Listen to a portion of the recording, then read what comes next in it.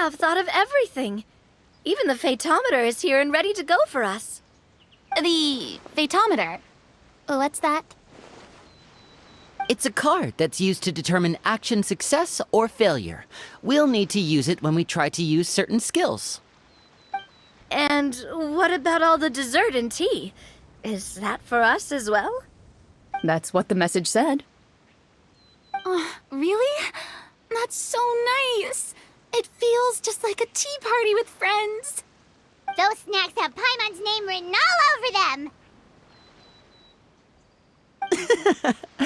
I think you might be more of a snack hunter than a Marachose hunter, Paimon. Snack Hunter Paimon reported for duty! If there are delicious snacks to be found, Paimon will track down every last one! The desserts are great, but I'm still looking forward to the story more than anything. Very fair. Then, let us begin.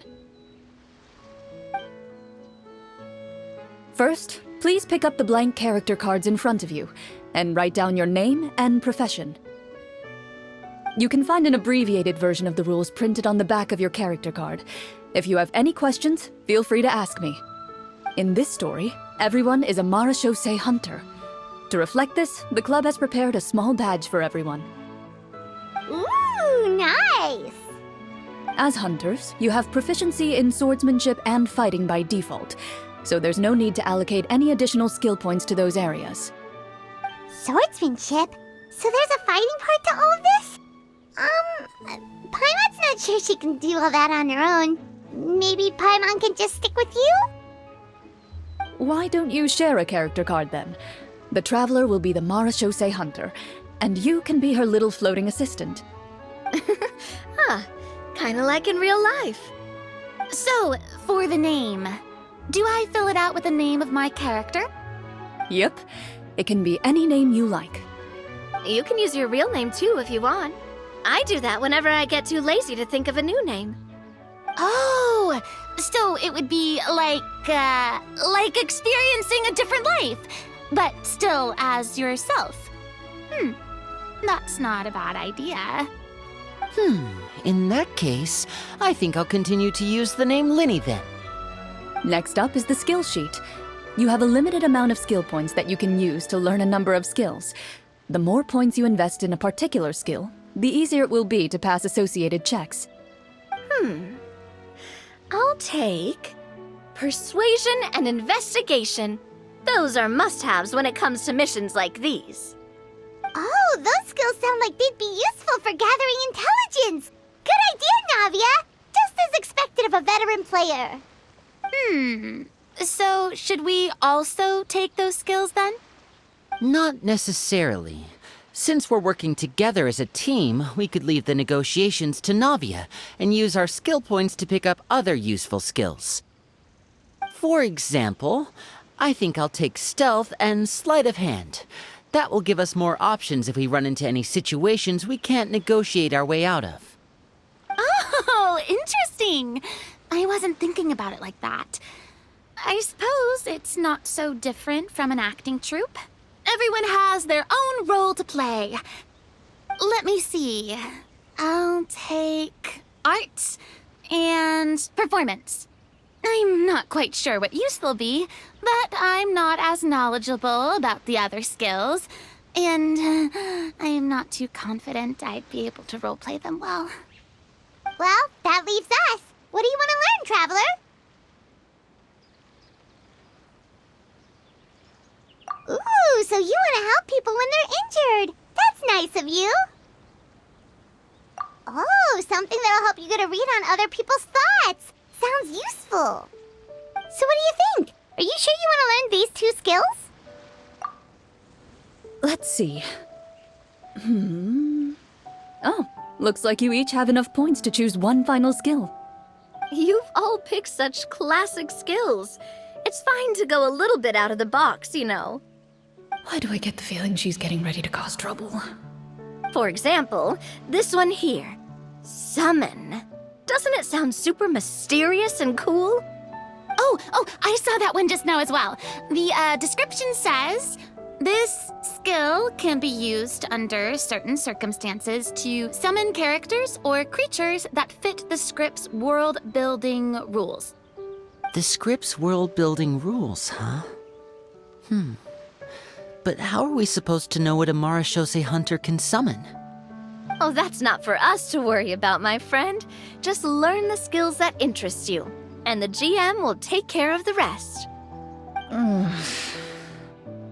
Alright, you've convinced Paimon. Let's learn summon then. Paimon can't wait to see what kind of thing shows up. Well, now that everyone's more or less finished creating their characters, we can begin. Since 2 of our players are doing this for the first time, though, let me ask. Would you like to play on easy mode or authentic mode? What's the difference between the two? Well, in role-playing games, the story sometimes changes based on the decisions of the players and the results of the Fatometer. For example, if you fail a check, that means you cannot use the target skill in that scenario. A critical failure may even result in further negative consequences. If you choose to play in authentic mode, every time you elect to use a skill, you'll need to use the Fatometer to see whether you succeed or fail, and face any consequences that may follow. If you choose easy mode instead, every check will be successful by default, and you won't have to worry about luck playing a factor.